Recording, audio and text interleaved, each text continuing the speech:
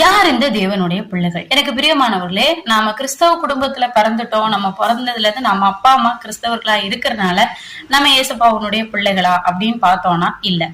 ஒருவேளை நம்ம வாரம் வாரம் சர்ச்சைக்கு போகிறோம், நம்ம ஞானஸ்தானம் எடுத்தோம், நம்ம தீர்க்க தரிசன வரங்களை பெற்றிருக்கிறோம், நம்ம அந்நிய பாஷைகளை பேசுகிறோம், அதே போல ஆவியின் கனிகளை நம்ம கொடுக்கிறோம், இதனால நம்ம தேவனுடைய பிள்ளைகளா அப்படின்னு கேட்டோம்னா இல்ல. அதற்காக ஊழியர் செய்யறாங்களே, இந்த ஊழியக்காரங்க தான் தேவனுடைய பிள்ளைகளா அப்படின்னு கேட்டா அதுவும் இல்ல.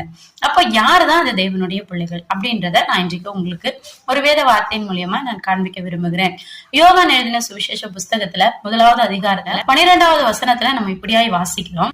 அவருடைய நாமத்தின் மேல் விசுவாசம் உள்ளவர்களாய் அவரை ஏற்றுக்கொள்ளுகிறவர்கள் எத்தனை பேர்களோ அத்தனை பேரும் தேவனுடைய பிள்ளைகள் ஆகும்படி அவர்களுக்கு அவர் அதிகாரம் கொடுத்தார்.